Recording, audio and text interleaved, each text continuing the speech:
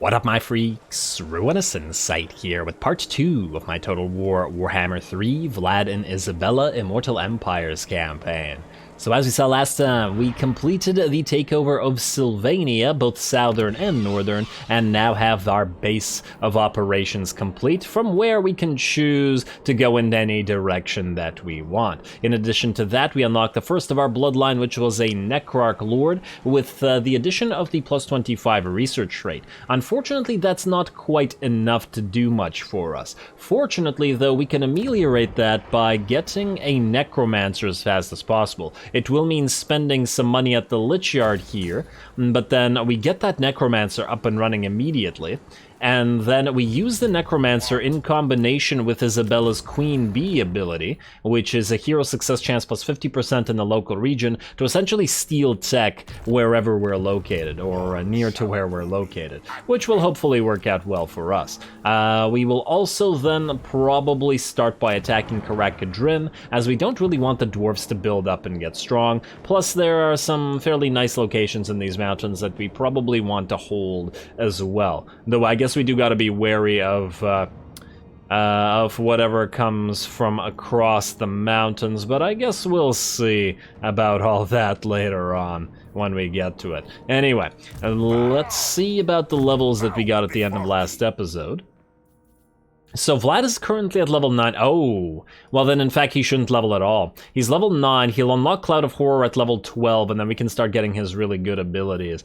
I would love to get the Lore Master Lore of Vampires, but is that more worth it right now than potentially several abilities here? I mean, I'm not so certain I care so much about Cloud of Horror, but I want Covenant of Undeath as early as possible. We definitely want Mortal Levies ASAP, mostly for the diplomatic relations with Empire, so they take a little bit longer to declare war on us, as they will. And we obviously want Monstrous Strength, so at least 2 points spent in here, which means that, yeah, we need to hold on to the points. Isabella, she gets her stuff at rank 12 similarly, but it is only at level 5 for now, so I think we can get Raised Dead at the least, and then possibly Curse of Undeath, and then save the points for Queen Bee and the rest of the good spells after. Finally, Emmanuel Posner, you have... Well, you can get another point in Replenish Troops, but if we're about to fight dwarfs, then the Penumbral Pendulum is probably something we'll want to max out. The Withering would be great too, but we don't have 2 points to make it an area spell to reduce their dwarven armor, so I think we'll just go with the Penumbral Pendulum and straight up dish out damage, and hope that the Blood Knights in combination with the Vargheists and the Black Coach can kill the dwarfs while everybody else holds the line. Alright, that looks good to me.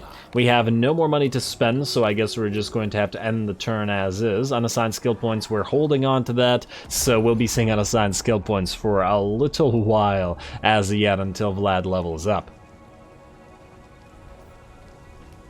Alrighty, man, I'm gonna have to get used to very, very long end turns once again. Still not as bad as vanilla, though. Like, before the update, I think it was actually in Total Warhammer 2, there was an update that made it much, much faster. Alright, we got the Book of Arcane researched, upkeep minus 35 for zombies units at least, and a negative growth. Yeah, that's what we needed right now. Hey, and a free student for Isabella. That means it got reduced by 1. Very nice, that student fixed everything. Love it. Absolutely love it. Plus 15% chance. You know, the Dead Rise again at only a 2-point investment is not too bad. I don't really care about the speed for the zombies right now, but I think that that might be worth our time and effort. Yes, it will... We'll go for Blood is Power and Servant Death right after, but you know, then again, the only units we're likely to lose right now are probably trash units. You know what? No, this is more valuable. We'll go for Servant Life and Death. And then Blood is Power immediately after that. We need early game money. Now, Ungrol Stoneheart, you've entered into our territory and you're going to annoy us by raiding us. I guess we could send a warning to them. I assume you're fighting Empire, eh? They might declare war on us, so maybe we just don't touch them for now. Ooh, Gold Mine, definitely upgrade you immediately. And Schwarzhofen, let's get that Cursed Field up and running. And I think here in Waldenhof we have no choice but to build... Well, we could go for the Charnel Pit, but the growth should be enough to sustain at least the first tier of territories. You know what? I think we're probably better off getting the Gibbet for now. It's all money right now. We can also hit Karak Kadrin in one go, which I think we have to. We have to because the other option would be to go and try to do the battle for the Blood Drinker, but we'll probably be so hurt that we won't be able to attack Karak Kadrin immediately after. So we can always teleport back. As for this, I guess we'll get a free zombie unit in here. I don't want to screw up our money anymore right now, though we will get lots more wait, not recruit, raise dead. We'll get more dire wolves and fellbats later on. Mostly because we want them for... wait, we can't raise zombies? Oh, that's surprising. That's very surprising. I guess we have to choose one of these then. Fellbats are really expensive though. And we probably don't want that many of them in the army. Though as Isabella will upgrade them fairly significantly, it'll probably take a while before we get that going. And the Skeleton Warriors will be relatively useless against the dwarfs, but to be fair, so will the Fellbats. Except against the towers, I suppose. You know what, let's go with the Skeleton Warrior unit. We can delete it later if needed. Okay, and then we will take in, not Isabella, but you, Emmanuel, and upgrade the Penumbral Pendulum to max. You are now level 6. You know what, let's get you the Curse of Undeath, because you will be casting stuff, but we'll leave the other stuff alone until we can get Queen Bee and the good stuff. TM. Alrighty, Vlad, I think it's time to attack Karak Kadrin, which will be our first battle against the dwarfs. They're fighting the Red Eye. I do wonder where the Slayer King is. Let's declare war. Alright, we're probably not going to get a better opportunity to take Karak Kadrin. And oh, there's a little... let's continue the siege here for a second. A little ogre army here, isn't there? Karak Raziak. Now, I guess the question is going to be whether we actually want to keep these guys around or whether we want to kill them. The Bone Rattlers here are an orc tribe that own the Khazad Irkulaz. Is there a gold mine at Khazad Irkulaz is my question. And the answer to that is I don't remember. There should be one at Mount Gunbad unless that's been changed since, and I have no idea if it has. Anyway, I guess let's do the cinematic for the attack on Karak Kadrin. We will make use of our siege attacker trait, so no bother with the building stuff. Let's get to it.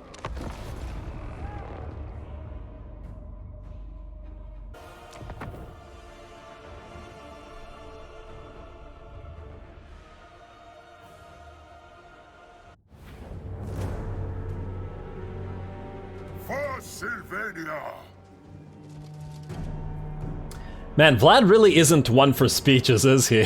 It's always a very short beginning of battle there speech, but I guess you don't really need to impress or otherwise tell or encourage, I suppose, the various undead hordes, because they have no choice but to follow him, with the exception, I suppose, of the Blood Knights, each of which are vampires. But anyway, the gates are going to be attacked at 2 locations. Where will we break through first? Looks like the Blood Knights are going through it much faster than the Black Coach and the Vampire Skier, though I guess the Black Coach is blocking it. But now at least it's got the help of our various units of Graveguard. Now, this should be a fairly easy assault, I would think. They just don't have the numbers to hold us back. We could have also, I suppose, separated into various portions or hordes, but the thing is, if we had... that would have really just slowed us down at the end of the day. Our units are too slow to take advantage of that sort of thing right now. Once we have more direwolves, blood knights, flyers, etc., that'll be more of a viable solution, but now not so much. Speaking of our flyers, they're going to head on in and try to isolate and kill the enemy quarrelers who are all out here, who would otherwise be a pretty grave threat to our Grave Guard as they try to break through and probably get stuck at this choke point while the dwarves defend. Anyway, here we go. Speaking of breaking through, the gates are down. The Blood Knights move in, led by Vlad on foot somehow still. Just give Vlad the option of a mount, please, game. Please. I know he runs really fast. Just give him a mount anyway.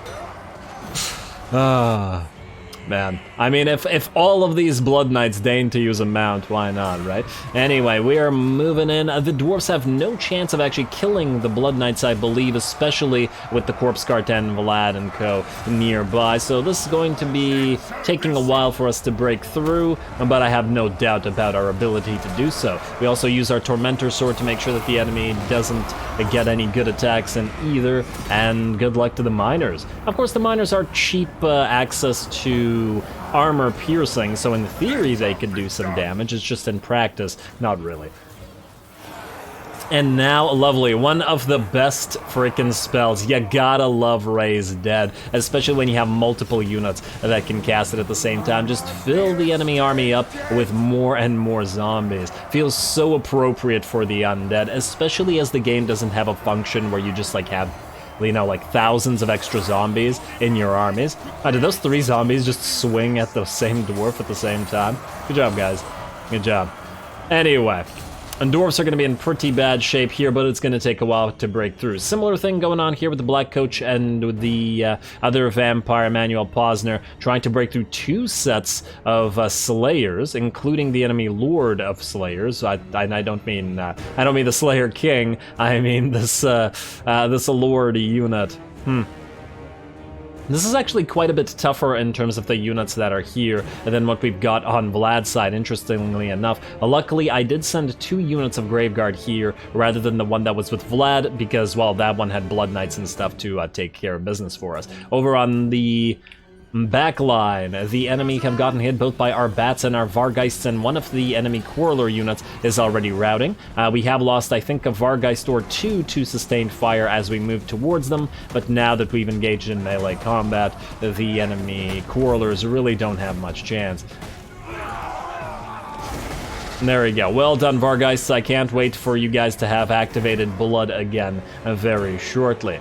Otherwise, it looks like all 3 of the enemy Quarreler units are about to get attacked. 2 are dead and 1 is about to get hit by everybody else as soon as they have taken care of the others. And now the enemy has no ranged support to defend them, which is really great. Range would have been really helpful to attack us right here while we're completely surrounded like that. Though at this point, because of Summon Dead, or Raise Dead rather, we're surrounded, but then they're surrounded as well. Nice little concentric donut of dwarfs and zombies. Although we have that sweet creamy middle of Blood Knights here. Anyway. Yeah, these guys have no chance, especially as they are also now taking repeated Master of Beguilements from both Vlad and Isabella, and then the Tormentor Sword right after that, and then just swapping those 2 around, so the time in which they can attack is really quite limited. I perhaps may have been better off sending one of the 2 here to fight the Slayers and debuff them with Master of Beguilement and stuff instead, well, I don't know, it doesn't feel right not to keep them together. But I will keep the idea in mind for the future. I believe we've also been able to get at least 1 Penumbral Pendulum off against the enemy here, although because of the closeness of the wall, it's really quite difficult to get a good one going. There we go, and this one actually went through the wall, or towards the wall, rather than bouncing off, but it did start all the way here, I guess, so it does make sense. Anyway, looks like the Dwarf Warriors here are in bad shape. The enemy Lord and the other Slayer units are about 25%, and the Miners are about to fall as well. Black Coach is taking a little bit of damage, but the Slayers being anti-large shouldn't really be all that surprising.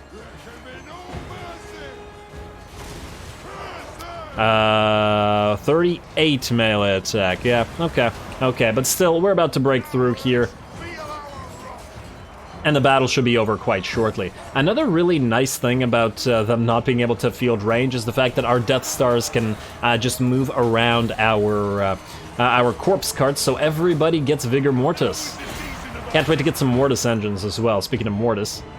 Anyway, how we doing? Looks like the battle's just about over. Vlad and Isabella have broken through the main gate. The Blood Knights are rushing forth towards any other enemy units that remain, and I think seeing those Blood Knights charge the last remaining full HP set of Dwarf Warriors decides to break. Turned out to be a pretty darn easy battle. I think our Vargeists did get hurt chasing around those quarrelers, but to be fair, it's mostly from the towers just constantly attacking them. The bats were too busy killing quarrelers to deal with the towers, and I was a little bit busy microing here instead of having to, you know, order the bats to attack the towers over and over again.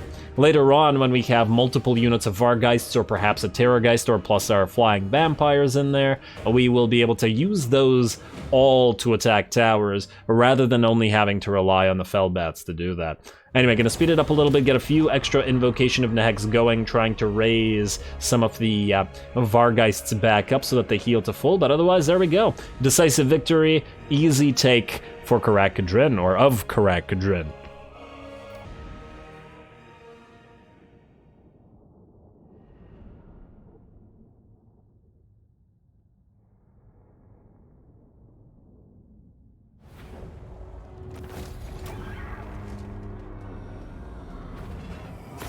Alright, not too bad. Certainly a little bit of damage, but primarily to our aerial units, which, granted, we are kind of sending into dangerous situations unsupported. In a few short levels, Isabella and our other Vampiress will both have flying mounts, and they'll be able to support our aerial units with Invocations of Nehek, plus their own presence and any support items they have, so it'll be a lot less dangerous for them. Plus, once Isabella gets the upgrades for the Bats and the Vargheists, they will also be a little bit less easy to kill. Either way, we should be able to heal that up regardless, and we got ourselves a Book of Ashur, and the Konigstein Stalkers are unlocked. Nice. I guess we didn't even need the other Skeleton Warriors. Could have just waited for the Konigstein Stalkers. Isabel, you can hold the Book of Ashur for now, while Vlad holds the Black Periapt. I don't think it really matters who holds what, at least as far as I know. And wow, you two didn't even level up, only Vlad did. Okay, okay. And oh! They've gotten another settlement. I thought that they only had the two. Okay, okay. It looks like that the orcs here are in pretty bad shape. The Red Eye are, ironically, the orcs that like vamps. I don't remember whether the Bone Rattlers do or not. Aggressive Destroyer, no, they don't. They do not. So if we were to ally with the Folg... And yeah, but look, Karak does have the gold mine. I was correct about that. So allying with the ogres would potentially mean not getting that gold mine for ourselves. And that doesn't feel right to me. Vlad needs to get all the gold mines here. Okie dokie. Well then, otherwise, I do believe there's nothing to do this turn. We should probably start heading through the mountain passes to take Nashrak's Lair and the Fallen King Mountain as fast as possible. We're gonna hope that the Slayer King continues on to Grom Peak while we take his territories from him. As for corruption here, it's basically non-existent. We're not gonna collect the income for now. Let's get the Gibbet operational. At the very least, it provides control, and there's nothing else that we want to build. We can't even build the Balefire Brazier. And the growth, I think, 7 turns to get to level 2. That does take a while. Maybe we just save up and get the Charnel Pit, and then just delete it after the growth is complete? Yeah, you know what? Maybe we'll do that. Okay. Okay, speaking of Charnel Pits, okay, Luciar's coming up in 1 turn. I was wondering about that Necromancer, though I suppose we may not need it anymore, since we're at 135 because of that student. Alrighty, well, let's skip the rest of this, and end the turn. And let's see if the Slayer King comes back to retake Karak Kadrin.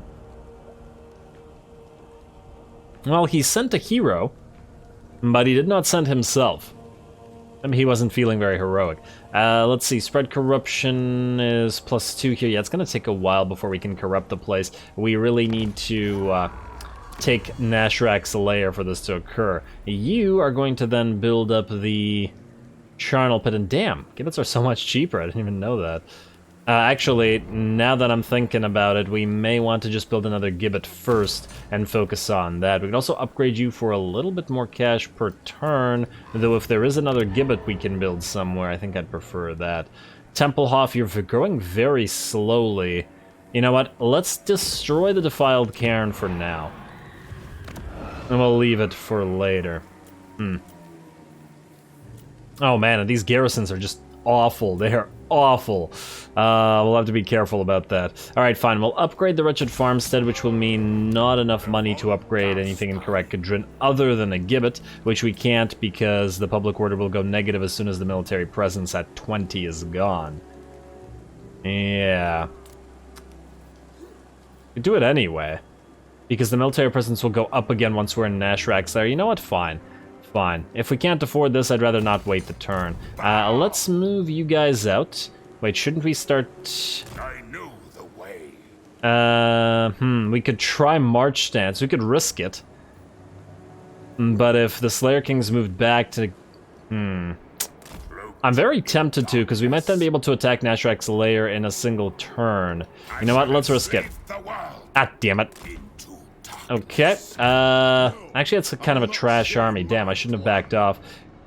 I shouldn't have hesitated. Looks like we'll have to take 2 turns to get there, damn it. I thought that was a full stack from Ungrim. Oh, what might happen is this guy could try to attack Vlad, and then Ungrim could jump in with a... with an underway stance.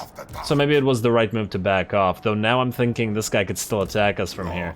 Kind of got ourselves into a dangerous situation. On the other hand, most of their army is miners, so even in March stance, I'm not really all that worried, I gotta say. Okay, looks good to me. Let's end another turn, and... How close is Vlad to level 12? We really, really need that Mortal Levies. Empire will declare war on us very soon. They like the actions against Tempelhof. Draika... I think Draika will like actions against the Empire on us. No, maybe not. Who will Draika like us killing? You actually like us killing the dwarf? Well, yeah, okay, of course you do. Well, let's just keep killing the dwarves, see if we can ally with Draika. I remember trying in vain to ally with Draika in Total Warhammer 2 last time I did Vlad, and it didn't really work. I think I did manage to do it, but then Draika died immediately after, so it was kind of pointless. I really wanted to get the Wood Elf... well, for this one, I really want to get the Wood Elf outpost going, to see if we can build some nice Wood Elf stuff. And, yeah, you're just short of reaching Nashrak's lair, unfortunately. Okie dokie. You know what we'll do? I'm just thinking, do we want to get the Konigstein Stalkers now? For this? Do we need it for this? Not against the miner spam. Yeah, not against this. Against Ungrim, perhaps, but not for that. Okay, let's not waste the money then. Vlad, I want you, since you can't go here, to go into ambush right outside their territory. Maybe they'll decide to go after Kadrin and take it back. Kadrin, collect your income. Yeah, you're gonna drop in terms of your growth and stuff, but at least for a turn, we need the early money. We got a caravan here. I'm going to balance the offer, and I'm going to give you 500 money to open up a trade agreement with the Jade Custodians. Yes. In fact, we should keep checking for periodic caravans. That is the only Grand Cafe thing. Wargrove of Woe. You know what? Oh, wow, you need a lot of money for this. Damn, the non-aggression pact is so close, though. I'm not going to declare war on Ostermark right now, but damn. I gotta keep an eye on this. Maybe they will approve this a little bit more once we keep killing Kadrin. Otherwise, let's take a look at the attitudes again. Would Musion be willing to trade? No, not even close. I guess we don't really have anything to trade them, and we've discovered the Lamian Sisterhood, and I see that they haven't changed, that the Lamian Sisterhood is led by Khalid al-Muntasir, which is completely wrong. And also, where the hell is Neferata? Hopefully they just straight up add the Nagash faction and also add Neferata while they're at it. Alright, well either way, Castle Tempelhof, you need yourself an upgrade, and I guess everything here does. We will also need a gibbet here, and ooh, the logs also generate cash. Yes, good. You gotta love the Vamp's fairly strong economy. Anyway. You guys might need a level up because it might happen that Ungrim jumps through the underway and then we might intercept him and kill him, at least ideally. You want to possibly get the Enfeebling Foe just in case we have to fight Ungrim personally. You're gonna save points, you're gonna save points. Okay, the rest of you are good, let's end the turn. Alright, Ungrim, come on. Don't be scared, just jump. Jump around. And underway interception, got it. Oh, beautiful. I was really hoping for that one.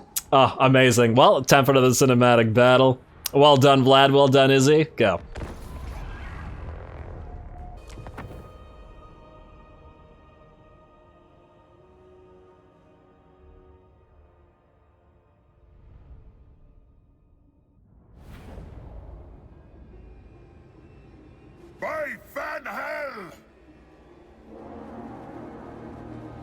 is all that you say by Van Hell and that's it? Oh damn, this hill is steep. I didn't even notice that when I was fighting, mostly because we don't fight here. But yeah, the dwarves really could have taken advantage of this, though I suppose there isn't much that they can take advantage of with regards to the fact that they have primarily only miners in their army. Ouch. Ouch. Too bad for the Slayer King. This is definitely going to hurt. They do have a couple of elite units, a Thunderer unit and a unit of Trollhammer torpedoes, which means we're going to try to keep our Blood Knights back until until those range units are engaged by either zombies or flyers or something along those lines. As generally speaking, I have been finding that the AI does a pretty good job of targeting larger entity units, especially with units that have been specialized to do so. On my Nurgle campaign, I've definitely been noticing that basically all enemies try to target the beasts of Nurgle, just because they're slightly larger than the average unit, and they just do quite a lot of damage. Also, what the hell? Look at frickin' Ogrim, he's gigantic! Oh man. I mean, I guess he's standing up on this little thing here, so it does make him look bigger, but damn. That's a biggin. Let's see, 72-62, so his melee attack and defense is quite strong, and his armor is at 126. But is that enough to be able to take both Vlad and Isabella on at the same time? Somehow I doubt it, especially with the ability to consistently use Master of Beguilement to lower that melee attack. And oh wow, look at this, look at the map there. The textures don't quite come together right. But this is a very old map. I mean, I fought on this map a million times, it feels like. Anyway, let's just speed it up a little bit as we move our army towards the enemy here and join the battle. And there we go. We're going to start it off by summoning a unit of zombies together with our other 2 units of zombies to essentially wander into the guns and arrows, or quarrels, I guess, of the enemy, and absorb the fire while the rest of our units move in. Granted, I don't really care about damage to our skeleton warriors or spears, because, well, those are gonna all get deleted eventually, but still, I'd really love to preserve them for now, especially if we're going to fight next turn as well. Man, too bad he doesn't have any giant slayers in here, and I think only, what, 1 or 2 units of slayers? Yeah, 2 units, it looks like. That is definitely not gonna be enough. Sure, they'll mow down some zombies. Also, the slayers use a surprising amount of kicks in their fights, it seems, considering they have 2 axes. There we go, but here comes the Graveguard to bail out our zombies to some degree, and Vlad and Isabella are going to go for Mr. Ungrim. Vlad charges Ungrim directly while Isabella moves right past him to summon a unit of zombies on top of the 2 enemy quarrelers that are back here. This to distract them while the Fellbats and the Vargeists all drop in, and the Blood Knights are still gonna wait a little bit, but soon we'll be able to get them in here without fear of Trollhammers or Thunderers or ripping them apart. There we go. Surprised that the Trollhammers didn't manage to do anything to the Vargeists while they were in the air as well. So well done to everybody. No enemy range is now firing, and we can fight off the enemy miner hordes for pretty much ever. I do like watching the miners fight, though, because we have the glowing eyes on all of our skeletons and zombie boys, but the miners have their glowing lanterns, which I do appreciate. It would be cool to have like a very dark tunnel fight with all that visible. Let's see. Now, Ungrim, he's already lower than half HP. He's got the Enfeebling Foe on him as well, in between, I believe, the 2 Master Beguilements and the Tormentor's Sword. But yeah, he's in a pretty bad way. In fact, Vlad and Isabella are basically unharmed at this point, and it seems very appropriate to see them working together to kill the guy. There we go, Vlad casting a little something, probably an invocation of Nehek, because he can't raise dead as yet. Though it is a little bit surprising that there isn't a bound version of it. And I heard a Penumbral Pendulum going down somewhere. I believe it was in the blob of miners that was all the way over here. Yeah, we can still see the smoke rising. And the Blood Knights are also getting ready to move in, but let's watch the Slayer King fall first. And he's unbreakable, so he will fight to the death. Who's gonna get the kill here? And Vlad gets the final blow, alrighty, and then Isabella stomps on his corpse. Very, very nice. Alrighty, well, it looks like the Trollhammer torpedoes and the Thunderers are out of the picture. Vlad and Isabella are ready to move into support, and same with the other Vampire and the Blood Knights. I probably could have actually sent the Blood Knights in a little bit earlier. I got a little bit distracted watching the fight between Vlad and the Slayer King, and maybe I was a little bit too wary of them getting killed by those troll hammers. But anyway, our flyers did a good job, and now it's just a matter of destroying, what, like 8 or 9 units of miners. Here, they're not going to stick around much longer. A charge of Blood Knights to the back of such a weak unit means that this unit is done. On the other side, however, there are still a few units fighting, and the Slayers are fighting to the death as well. I believe they might have killed one or maybe both of the zombie units. Not that it matters, because the miners are all gonna go back to their tunnels. Maybe try to tunnel their way out of here. But now the underway will be filled with undead. And no Slayer King to stop the monsters either. Alrighty, well done, Vlad, walking among them. Hey, take a swing at least, Vlad. Come on, man, what are you doing? Maybe he's deciding.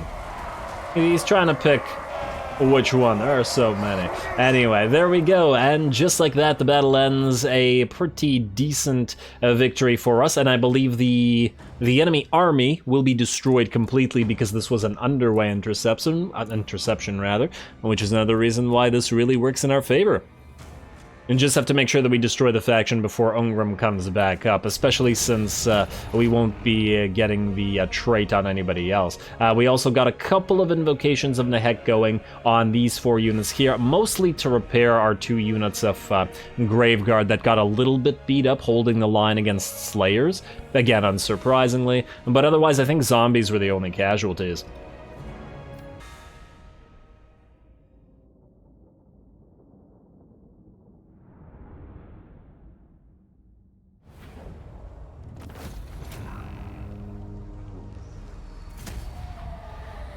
Alright, very nice. Ungrim's army for the cost of 2 zombies that rose from the grave again. That is very much appropriate. Plus Vlad hits level 12 on top of it. Very, very nice. We are going to take more money because why the heck wouldn't we? You gotta love that interception. That really worked out for us. Looks like these guys are gonna continue building up forces at Nashrak's lair, but if it's more miners, it really isn't any kind of threat. They're not that much better than zombies. Red Eye Greenskins want to align with us, but we don't want that because, wait, they're dead. Which means that Zufbar will most likely attack us. And what the heck is going on here? Carstein Ring, yeah. Yeah, okay, we'll give that a read later on. I think the Carstein Ring... Okay, it's got some decent stuff in there, including a Mortis engine, so that'll be a while. That ambush was actually foiled, and I'm glad that we got the Defeat Ungrim trait on Vlad before the battle. And we got a Glittering Scales, too. Very nice. Wait. What? Von Carstein. Ah, damn. Never mind. For a second, I thought I saw that Vlad had gotten a mount, and I was like, excuse me? But alas, no. Let's give him the Glittering Scales, and let's give no ancillaries to him, because there are none, but the Glittering Scales in combination with the Helm of Discord would be nice. We just need a Helm of Discord. Faction destroyed Rock Skulls. It looks like the Bone Rattlers did manage to win that one. So aligning with these guys would have then been pointless. And Red Eye is gone too. Alrighty, income from regression buildings plus 20%, and then we can go to Blood is Power, which is at 6 turns. But yeah, Blood is Power, Baleful Rituals, all the great early game upgrades for the Vamps. Definitely gotta get these 2 ASAP, and then go back into some of these early game zombie and Skelly upgrades. I really would like the Perfect Vigor for Skeleton Warriors and Spearmen, because this would mean that they could go up the walls without tiring, and that would be pretty great. Really, really great. Also, Zufbar, it looks like you're building up some forces, and since you've just defeated the Red Eye, it means you're not at war, which means you're very likely to attack us shortly. Schwarzhofen probably wouldn't be able to defend itself against the Dwarven stack, though I guess we'll have to figure that out later on. Anyway, well, let's just quickly level up Vlad here before I forget. You now have Cloud of Horror, and you have 4 points to play with. I would love to get Lore Master. We don't really need Storm of the Night because it's only useful against flying, so it's kind of useless. We want Mortal Levies immediately. Covenant of Undeath. We want Mesmerizing Aura. How does this... Let's see, Aura of Dark Grandeur, passive ability, -6 melee attack. Oh, that's not bad. That's not bad. You know what, fine. Let's get the Mesmerizing Aura and the Covenant of Undeath and Monstrous Strength, and then next level up we'll get the Lore Master, Lore of Vampires. Skip the Storm of the Night until we have an extra point left over, or until we start encountering some actual flying units, because once again, I don't see... I never saw much use to that spell. But now that, once again, there are more flying units in the game, perhaps. Isabella we're going to have to leave as she is, because we're just trying to get Midnight's Children. And then lastly, you, Emmanuel, let's just go for Evasion, I guess. You were the one who got the Barded Nightmare, not Vlad. Wait, how much is the healing right now? Oh, non-existent. And he decided to run away from Nashrak's lair. Interesting. Interesting. Well, I guess we can attack it without the zombies, then shouldn't be too difficult, and then we can heal up while there. It will be annoying knowing that this army could then jump over us in theory and then try to go after Karak Kadrin, though I think they wouldn't be able to take it past the tower. Unfortunately, that's something we'll have to figure out next time as we are out of time, and I am going to have to call this episode. I think that worked pretty well with the defeat of the Slayer King and the fall of Karak Kadrin. Next episode, we should be able to destroy this faction for good, and most likely begin the war against Zufbar as well. Maybe even align with Draika if she decides to like us a little bit more. But now we've got a slight strategic threat because we've been growing a little bit, so that'll change it a little bit as well. Well, I guess we'll see. We'll also build the Necro. Lots and lots and lots of stuff to do. Exciting to continue because I love the Vamps so much. Don't forget to leave a like and comment. Stay tuned for more. All glory to the algorithm. And thanks for watching.